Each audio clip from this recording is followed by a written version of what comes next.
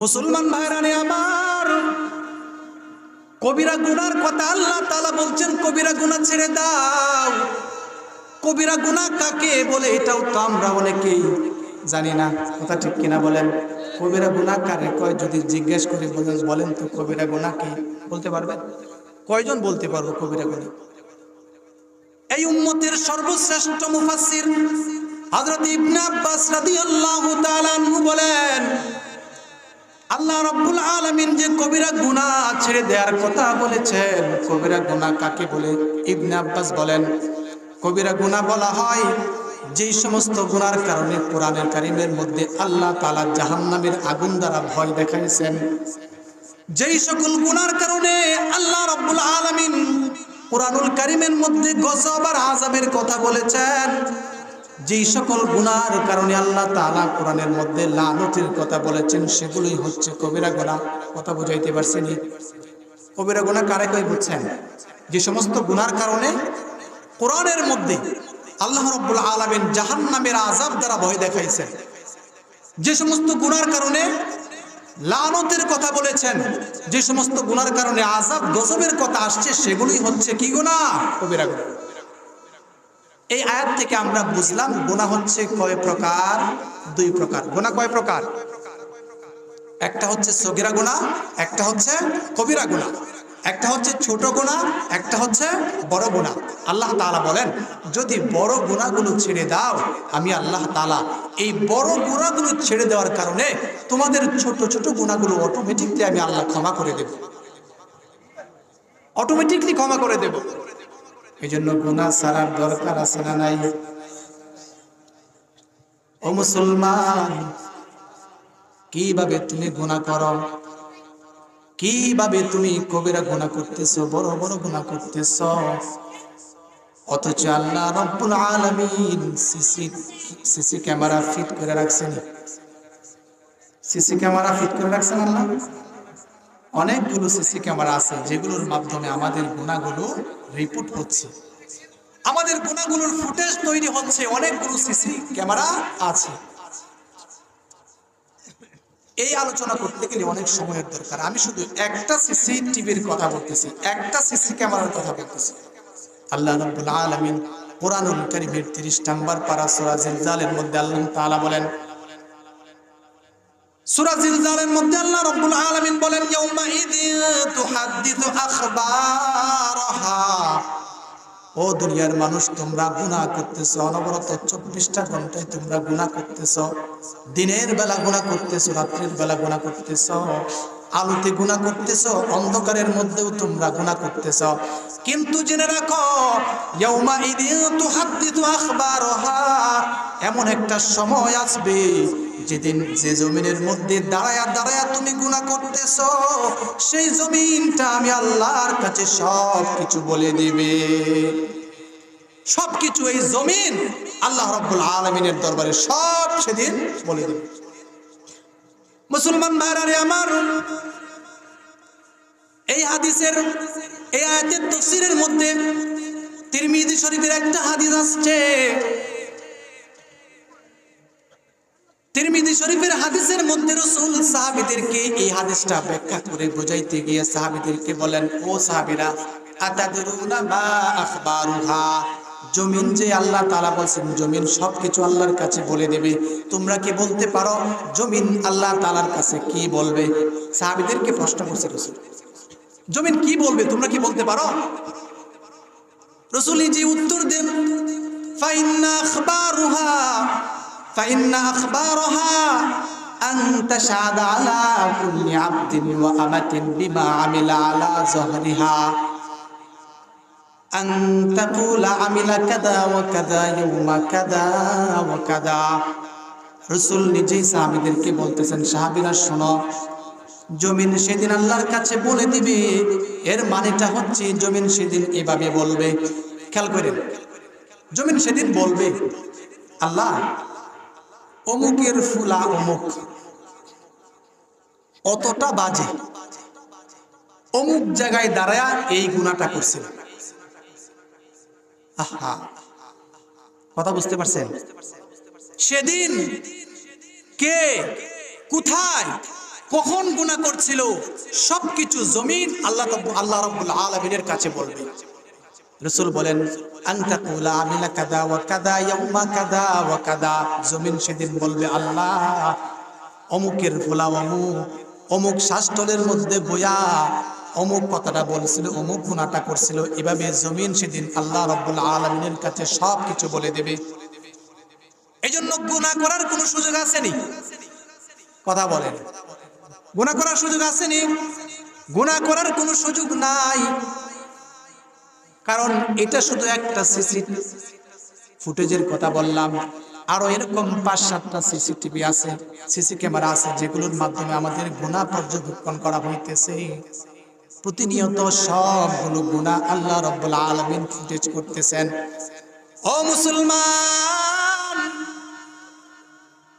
কিয়ামতের ময়দানে এই গুনাহর লিস্টটি যখন আপনার সম্মুখে পেশ করা হবে, মানুষের আমলনামা যখন হাতের মধ্যে দেওয়া হবে, মানুষ সেদিন হাতের মধ্যে আমলনামা পেয়ে অনেক অবাক হয়ে যাবে, তাজ্জব হয়ে যাবে। হাই রে, কি কয়, এটা কেমন আমলনামা? এটা দেখি আমার জীবনের ছোট বড় কোনো গুনাহ লিখতে ছাড়া নাই। মানুষ সেদিন, মানুষের প্রতিক্রিয়াটা কিরকম হবে আমলনামা হাতে পাওয়ার পর, আল্লাহ রাব্বুল আলামিন সেটাও কোরআনের মধ্যে বলে দিয়েছেন। আল্লাহ রাব্বুল আলামিন কোরআনের মধ্যে বলে দিয়েছেন সেদিন মানুষ আমলনামা হাতে পাওয়ার পর কি প্রতিক্রিয়া দেখাবে। মানুষ সেদিন বলবে মা লিহাদাল কিতাবি লা ইউগাদিরু সগীরাতাও ওয়ালা কাবীরাতান ইল্লা আহসাহা। সেদিন আমলনামা হাতে পাওয়ার পর মানুষ চিৎকার দিবে আর বলবে এ কেমন অদ্ভুত এক আমলনামা, এটা দেখি আমার জীবনের ছোট বড় সব গুনাহ আমলনামার মধ্যে লেখা আছে, কোনো গুনাহ লিখতে ছাড়ে নাই। সেদিন মানুষ আফসোস করবে আর এই কথাটা বলতে থাকবে। এজন্য গুনাহ করার সুযোগ আছে না? গুনাহ করার কোনো সুযোগ নাই। মুসলমান ভাইরা আমার, আল্লামা আবরারুল হক রহমাতুল্লাহি আলাইহি মুহিম্মুস সুন্নাহ উনি বলেছেন, এই জামানায় কোন মানুষ যদি 3টা গুনাহ ছেড়ে দেয়, এই লোকটা আল্লাহর ওলি হয়ে কবরের মধ্যে যাবে। সুবহানাল্লাহ। 3টা গুনাহ যদি সে এই জামানায় ছাড়তে পারে, তাহলে তার নামটা ওলির দফতরে লেখা হয়ে যাবে। কয়টা গুনাহ? 3টা গুনার কথা উনি বলেছেন। 1 নাম্বার বদলিসানি, জবানের গুনাহ। 1 নম্বর গুনাহ কিসের গুনাহ? জবানের গুনাহ। উনি বলেন জবানের গুনাহ যদি কোনো ব্যক্তি এই জামানায় ছেড়ে দেয়, এই লোকটার নাম আল্লাহ রাব্বুল আলামিনের কাছে যে ওলিদের, আল্লাহর ওলিদের দফতর রয়েছে, সেখানে ওই লোকটার নাম উঠে যাবে। সুবহানাল্লাহ। এই জবানের মাধ্যমে আমরা কত গুনাহ করতেছি। জবানের মাধ্যমে আমরা মিথ্যা কথা বলতেছি, জবানের মাধ্যমে আমরা গীবত করতেছি, জবানের মাধ্যমে আমরা অন্যের সমালোচনা করতেছি, জবানের মাধ্যমে আরেকজনের সাথে আমরা বাটপারি করতেছি, ধোঁকাবাজি করতেছি। কথা ঠিক কিনা বলেন? এই জামানার মধ্যে জবানের মাধ্যমে সবচাইতে বেশি এবং ব্যাপক যে গুনাহটা হইতেছে সেটা হলো গীবতের গুনাহ। চিল্লায় বলেন ঠিক কিনা? আমরা যদি 2-4 জন কোথাও চায়ের স্টলে বসি, যদি বাজারের মধ্যে বসি, আড্ডা দিই, সেখানেই গীবত শুরু হয়ে যায়, একজন আরেকজনের গীবত। অথচ আল্লাহ রাব্বুল আলামিন কুরআনুল কারীমের সূরা হুজুরাত আয়াত নাম্বার 12 আল্লাহ তাআলা বলেন ওয়ালা ইয়াগতাব বা'দুকুম বা'দা, একে অপরের গীবত করিও না। আল্লাহ তাআলা বলতেছেন একে অপরের গীবত করিও না। আইয়ুহিব্বু আহাদুকুম আন ইয়াকুলা লাহমা আখিহি মাইতা, কেন গীবত করবা না?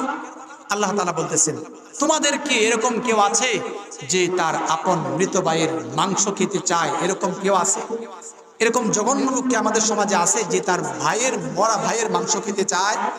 কথা বলেন না কেন, আছে এরকম? আল্লাহ তাআলা বলেন ফাকারিহতুমু, এরকম লোক কেউ নাই, কেউ চাইবে না যে আপন মৃত ভাইয়ের মাংস খেতে। এজন্য এই আয়াতের মধ্যে আল্লাহ রাব্বুল আলামিন গীবত করাকে আপন মৃত ভাইয়ের মাংস খাওয়ার সাথে তুলনা করেছেন। গীবত করাকে আপন মৃত ভাইয়ের মাংস খাওয়ার সাথে তুলনা করেছেন। তার মানে গীবত করা হচ্ছে আপন মৃত ভাইয়ের মাংস খাওয়ার মতো। এই গীবতের ব্যাপারে আল্লাহ রাব্বুল আলামিন এত কঠিন শব্দ কোরআনের মধ্যে এনেছেন, এত বড় কঠিন শব্দ আল্লাহ তাআলা কোরআনের অন্য কোনো গুনার জন্য আনেনি। এত কঠিন শব্দ এই গীবতের জন্য আল্লাহ তাআলা এনেছেন। মুসলমান ভাইরা রে আমার, এই গীবতের ব্যাপারে তিরমিজি শরীফের মধ্যে একটা হাদিস আসছে। রাসূল হাদিসের মধ্যে বলেন, আল গীবাতু আশাদ্দু মিনাজ জিনা। ওরে দুনিয়ার মানুষ, এখন তো গীবতটাকে তোমরা গীবাত মনে করে সর্বদাই করতেছ। গীবাত খাইলে যেরকম ভালো লাগে, তোমাদের কাছে গীবত করলেও এরকম ভালো লাগে।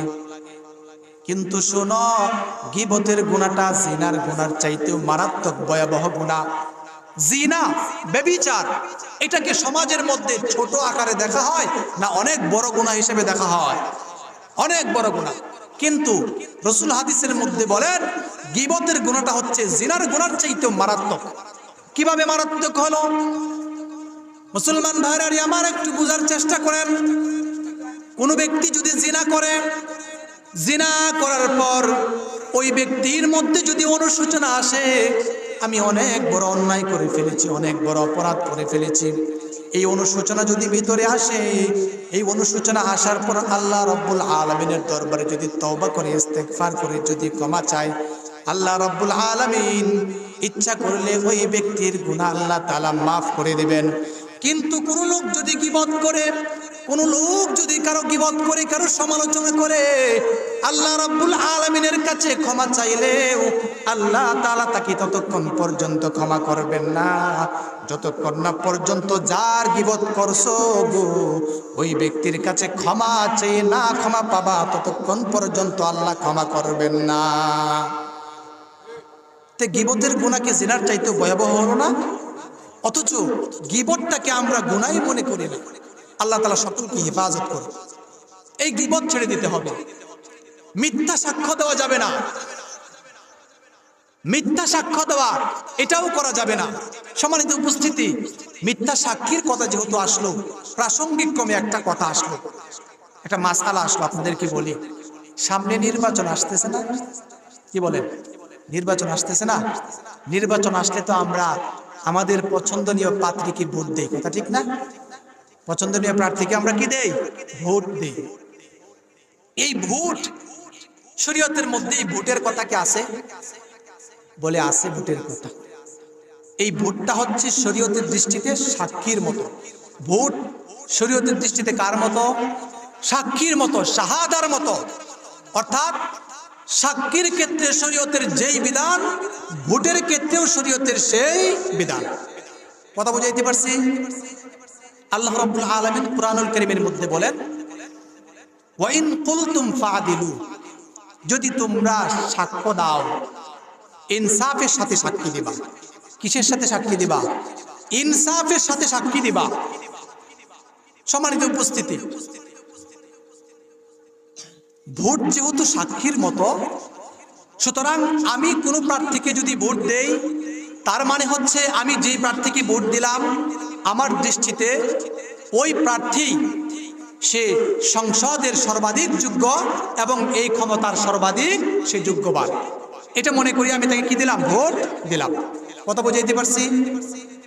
কিন্তু যদি এরকম হয়, আমার থানার মধ্যে দুইজন প্রার্থী দাঁড়াইছে, এখন আমি যে প্রার্থীকে ভোট দেব, সেই প্রার্থী যদি আসলেই ভোটের যোগ্য না হয়, আসলে এই ক্ষমতার যদি যোগ্য না হয়, কিন্তু আমি শুধু বংশীয় কারণে অথবা আমার ব্যক্তিগত স্বার্থ সিদ্ধির জন্য আমি সেই ব্যক্তিকে ভোট দেই, তাহলে আল্লাহ রাব্বুল আলামিন যে বলেছেন, ওয়া ইন কুলতুম ফাদিলু, যখন তুমি সাক্ষী দিবা ইনসাফের সাথে, সততার সাথে সাক্ষী দিবা, তার মানে আমি যে প্রার্থীকে ভোটটা দিলাম সে যোগ্য না হওয়ার পরেও আমি তার মার্কাই ভোটটা দিলাম, তার মানে আমি কি করলাম? মিথ্যা সাক্ষী দিলাম।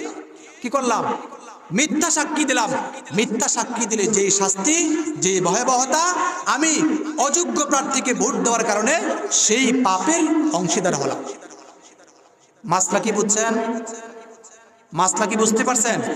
তার মানে ভোট এটা কি সাক্ষী। ভোট দিতে হবে কাকে? যে ইনসাফের সাথে যেই ভোটের যোগ্য, যেই এই ক্ষমতার যোগ্য, তাকেই কি করতে হবে? ভোট দিতে হবে। সম্মানিত উপস্থিতি, এজন্য যেগুলো জবানের গুনাহ, এই জবানের গুনাহ ছেড়ে দিতে হবে। আবরারুল হক রহমাতুল্লাহি আলাইহি উনি বলেন, যদি তোমার নামটা এই জামানায়ও অলির কাতারে উঠাতে চাও, এক নাম্বার কাজ হলো এই জবানের গুনাহ ছেড়ে দিতে হবে।